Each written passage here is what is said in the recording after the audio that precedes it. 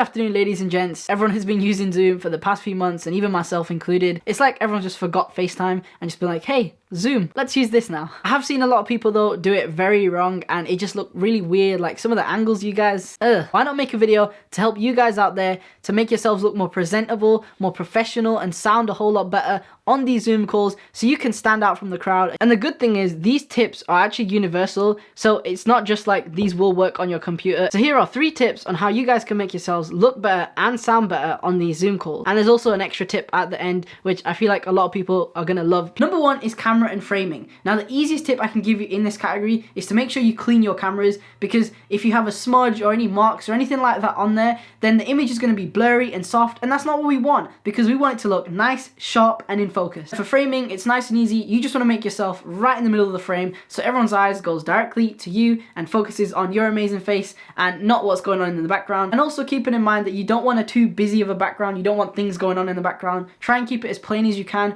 Obviously I've got quotes and stuff, so ignore mine. You probably have a better background than me. And while we're on the topic, angles is also very important. Now I know a lot of people will probably be on their phone, so you might be looking down, but that does create an awkward and weird angle, and obviously too high is also a bit weird too. So my recommendation is right on eye level or slightly above, so it actually looks like you're talking to the person on the Zoom call, and it just makes for a more natural call. Number 2 is lighting. Now I know for a lot of people this can be quite hard to get right, but honestly it's not that difficult. And for someone that's just doing a Zoom call, the easiest strategy that I can give you is to use natural daylight, like kind of like what I'm doing right now, but I'm also mixing in some artificial light. And the reason why a lot of people use natural light is because it's big, it's bright, it's diffused, and the best thing is free. So why would you not want to use it? Next time you're on Zoom, you want to be opposite a window or very close to one so you can get all that natural light on you as possible, so you're nicely exposed, and it saves the camera in your device, boosting up the ISO, which will basically just make your image more noisy and not that great looking either. Number 3 is audio. Now you want everyone to be able to hear you clearly, and the best way you'll be able to achieve this is to make sure that the mic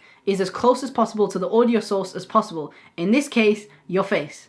Oh my god, that rhymed. Now the internal microphones on these devices aren't going to be great to begin with, and because it's going to be further away from you, it's also going to pick up a lot of background noise, and if you live in a noisy household like I do, you're going to hear so much around you, which you definitely don't want. An easy way to get around this is to wear a pair of headphones or AirPods or anything where the mic is really close to your mouth, so you can get the best audio possible and also reject all that ugly background noise. This is what it sounds like with the built-in microphones 30 centimeters away from the MacBook Pro 15-inch 2017. And this is what the audio sounds like from the AirPods 2nd generation. And in that way, everyone's going to be able to see you and hear you perfectly, and they're just going to be focused on you and be like, wow, he knows how to zoom really well. And if you've made it this far, then thank you so much. Comment down below orange juice and smash the like button if you found any of these tips useful. And just for you guys, you get that extra juicy tip. I think this is only available on the computer version of Zoom. If I'm wrong, roast me down in the comments below. But what you can do is you can add a virtual background. Now this means that it'll replace your background and it'll just mask you out. Now it's not perfect, it does glitch in and out, like you'll get my chair sometimes, but sometimes it won't.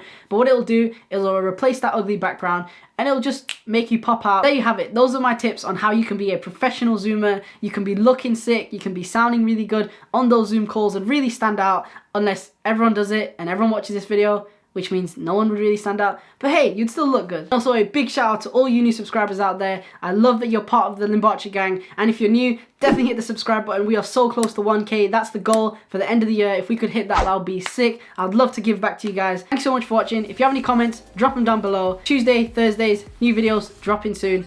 Keep a tab on those. Tilak out.